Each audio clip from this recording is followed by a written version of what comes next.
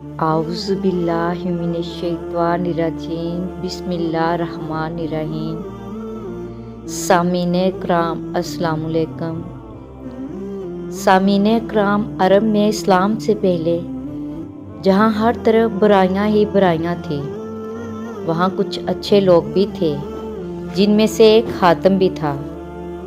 حاتم کے بارے میں بے شمار کہانیاں بیان کی گئی ہیں، جن میں سے اگر مبالغہ نکال بھی دیا جائے تو پھر بھی یہی حقیقت ہے کہ حاتم کی ثقافت ضرب المثل ہے۔ اسلام میں حضرت اسماء رضی اللہ تعالیٰ عنہ کی ثقافت مثالی ہے، ان کے بارے میں بے شمار واقعات مشہور ہیں۔ یہ حقیقت ہے کہ حضرت عثمان غنی کی مال و زر اور عطیات و سخاوت کی وجہ سے اسلام کے پھیلاؤ میں بڑی سہولت پیدا ہوئی۔ حاتم کا تعلق طے نامی ایک قبیلے سے تھا، اسی کی نسبت سے اسے حاتم طائی کہا جاتا ہے۔ وہ یمن کا حکمران تھا۔ یمن کا علاقہ عرب سے جڑا ہوا تھا۔ عرب پر ان دنوں نوفل نامی بادشاہ کی حکومت تھی۔ وہ حاتم کی ثقافت اور علاقے میں مقبولیت سے بہت پریشان تھا۔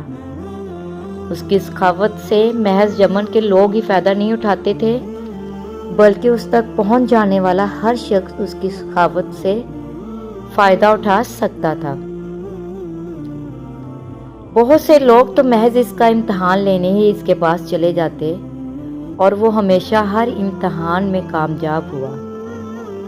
ایک مرتبہ کسی کو معلوم ہوا کہ حاتم طائی کے ذاتی استعمال کا گھوڑا بہت قیمتی ہے، کیوں نہ وہ حاصل کیا جائے۔ چنانچہ ایک شخص اس کا امتحان لینے پہنچ گیا۔ حاتم اس روز شکار کرنے کے لیے نکلا ہوا تھا۔ اتفاق سے اس روز اسے شکار بھی نہیں ملا۔ جب وہ واپس پہنچا اور اسے معلوم ہوا کہ کوئی مہمان اس کا انتظار کر رہا ہے، تو اس نے اپنے ملازمین سے کھانا تیار کرنے کا حکم دیا۔ ایک ملازم نے کہا، سرکار آج کھانے میں گوشت کا سالن نہیں بن سکے گا، کیونکہ تازہ گوشت نہیں ہے۔ حاتم کی غیرت اس بات کو گوارا نہیں کر سکتی تھی کہ اس کے دسترخوان پر مہمان کے لیے گوشت کا سالن بھی نہ ہو۔ اس نے کہا، آج ہمارا محبوب گھوڑا ہی ذبح کر کے پکا لیا جائے۔ یہ فیصلہ ہوئے اسے شدید دکھ بھی ہو رہا تھا، مگر اس کے سوا کوئی چارہ بھی تو نہ تھا۔ کھانا تیار ہوا۔ حاتم نے اپنے مہمان کی تواضع میں کوئی کسر نہ چھوڑی تھی۔ مہمان بھی بہت خوش تھا۔ صبح جب مہمان کے جانے کا وقت ہوا تو مہمان نے رخصت ہونے سے قبل اس کی مہمان نوازی کا شکریہ ادا کرتے ہوئے کہا کہ اس نے حاتم کی ثقافت کی بڑی شہرت سنی ہے، اگر وہ اپنا پسندیدہ گھوڑا بھی اسے عنایت کر دے تو بڑی بات ہوگی۔ حاتم اس کی یہ بات سن کر کچھ افسردہ ہوا، مگر پھر کہنے لگا، میرے معزز مہمان، یہ فرمائش اگر آپ گزشتہ سال سے پہلے ہی کر دیتے تو اس کی تعمیل ضرور کرتا، مگر اب یہ ممکن نہیں ہے، کیونکہ میرا پسندیدہ گھوڑا اب آپ کے پیٹ میں پہنچ چکا ہے۔ اس کے ساتھ ہی اس نے ساری کہانی بتائی اور اسے اشرفیوں سے بری تھیلی نذرانے کے طور پر دی کہ اس دولت سے وہ گھوڑے سے بھی قیمتی گھوڑا خرید سکے گا۔ مہمان حاتم کی سخاوت کا گرویدہ ہونے کے ساتھ ساتھ پشیمان بھی تھا کہ اس کی وجہ سے ایک قیمتی گھوڑا ذبح ہو گیا۔ اس نے اشرفیوں کی تھیلی لینے سے انکار کر دیا، مگر حاتم نے کہا، یہ آپ کو رکھنا ہی ہوگی، کیونکہ میں اپنے مہمان کی فرمائش پوری نہ کر سکا۔ حاتم سخی ہونے کے ساتھ ساتھ بہت نرم دل بھی تھا۔ اس روز اسے اس بات کا ملال ہو رہا تھا کہ وہ اپنے مہمان کی خواہش پوری کرنے میں ناکام رہا ہے، جبکہ مہمان اس کی نرم دلی اور سخاوت کے گن گاتا ہوا اپنے گھر چلا گیا۔ ادھر عرب کا نوفل بادشاہ سوچ رہا تھا کہ اگر حاتم کی سخاوت اور مقبولیت اسی طرح بڑھتی رہی تو پھر لوگ اس کی ہی طرف جائیں گے، کوئی اس کی طرف نہ آئے گا۔ اس نے ایک بہادر اور طاقتور سپاہی سے کہا کہ وہ حاتم کو قتل کر دے، اس کے عوض اسے بھاری انعام ملے گا۔ حاتم کیونکہ نیک دل اور سخی انسان تھا، اس لیے اپنے ساتھ محافظ نہیں رکھتا تھا۔ کیونکہ وہ جانتا تھا کہ موت جب آنی ہے آ کے ہی رہے گی، تو کوئی محافظ اسے بچا نہیں سکے گا۔ بادشاہ نوفل کا بھیجا ہوا سپاہی ایک مہمان کے روپ میں حاتم کے محل پہنچ گیا۔ ایک رات جب سب لوگ سو رہے تھے، وہ سپاہی خاموشی سے حاتم کی خوابگاہ تک پہنچ گیا۔ اس نے دیکھا کہ حاتم گہری نیند سو رہا ہے، تو اس نے اپنی کمر سے بندے خنجر کو نکالا اور پوری طاقت اس پر وار کر دیا۔ عین اسی وقت حاتم نے کروٹ لی، سپاہی کا نشانہ چونک گیا اور وہ حاتم کے اوپر گر گیا۔ حاتم اس دوران نیند سے بیدار ہو چکا تھا۔ اس نے اپنے مہمان سپاہی کو قابو کر لیا اور اس سے پوچھا کہ اس نے ایسا کیوں کیا ہے؟ کیا اس کی مہمان نوازی میں کوئی کمی رہ گئی تھی؟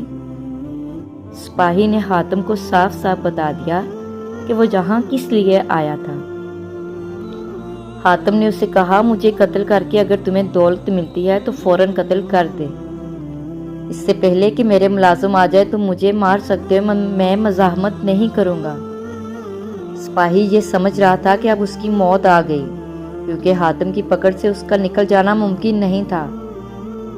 حاتم کا رویہ دیکھ کر سپاہی کہنے لگا، حضور مجھے معاف کر دیں، مجھ سے بہت بڑی غلطی ہوئی ہے، میں توبہ کرتا ہوں اور آئندہ سے ہمیشہ آپ کا وفادار رہوں گا۔ حاتم نے نہ صرف اسے معاف کر دیا بلکہ اس کو انعام بھی دیا اور اشرفیوں سے بڑی تھیلی بھی دی، کیونکہ اسے یہ گوارا نہیں تھا کہ اس کا مہمان اس کے گھر سے خالی ہاتھ جائے۔ کوئی بھی مہمان آتا حاتم اسے کبھی بھی خالی ہاتھ جانے نہ دیتا تھا۔ ایک مرتبہ حاتم نے عرب کے سرداروں کی دعوت کی۔ اس روز 40 اونٹ ذبح کیے گئے۔ دعوت ختم ہوئی، سردار آپس میں ادھر ادھر کی باتیں کرنے لگے۔ گفتگو حاتم طائی کی سخاوت کے متعلق ہونے لگی۔ ایک سردار نے کہا، حاتم جیسا فراق دل آج تک پیدا نہیں ہوا اور نہ ہوگا، کیوں نہ یہ سوال حاتم سے کیا جائے؟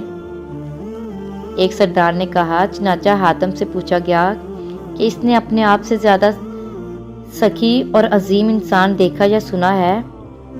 حاتم کافی دیر تک سر جھکا کر سوچتا رہا اور پھر مسکرا کر بولا، بہت زیادہ مال و دولت لٹانے کا نام سخاوت نہیں، میرے نزدیک سخی اور عظیم انسان وہ ہے جو اپنے بڑے سے بڑے فائدے کے لیے کسی کا چھوٹے سے چھوٹا احسان بھی قبول نہ کرے۔ میں نے اپنی زندگی میں ایسا شخص دیکھا جس کا دل میرے دل سے بہت بڑا تھا۔ وہ ضرور کسی ملک کا بادشاہ ہوگا جس کے پاس بہت بڑا خزانہ ہوگا۔ سرداروں نے بیک وقت آواز میں کہا، دوستو ایسی کوئی بات نہیں۔ حاتم طائی نے جواب دیا، وہ تو ایک لکڑہارا تھا۔ تمام سرداروں نے حیرت سے ایک میزبان کو دیکھا تو حاتم نے کہا کہ ایک روز میں نے سارے شہر کی دعوت کی، مہمانوں کو کھلانے پلانے کے بعد میں جنگل کی طرف نکل گیا۔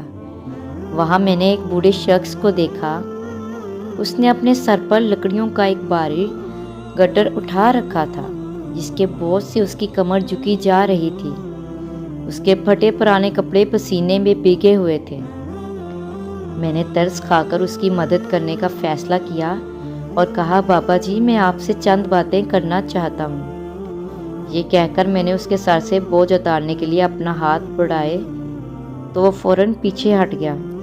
پھر اس نے اپنا بوجھ زمین پر رکھا اور کہنے لگا، انسان کو اپنا بوجھ خود سنبھالنا چاہیے، لوگوں کے کاندھوں پر سوار ہو کر تو صرف قبر کی طرف جایا جاتا ہے۔ مگر بابا جی آپ اس عمر میں اتنی محنت کیوں کر رہے ہیں؟ حاتم طائی نے کہا۔ تو مجھے کیا کرنا چاہیے؟ اس بوڑھے نے کہا۔ اس غیرت مند لکڑ نے مسکراتے ہوئے پوچھا، آپ کے شہر میں حاتم طائی رہتا ہے،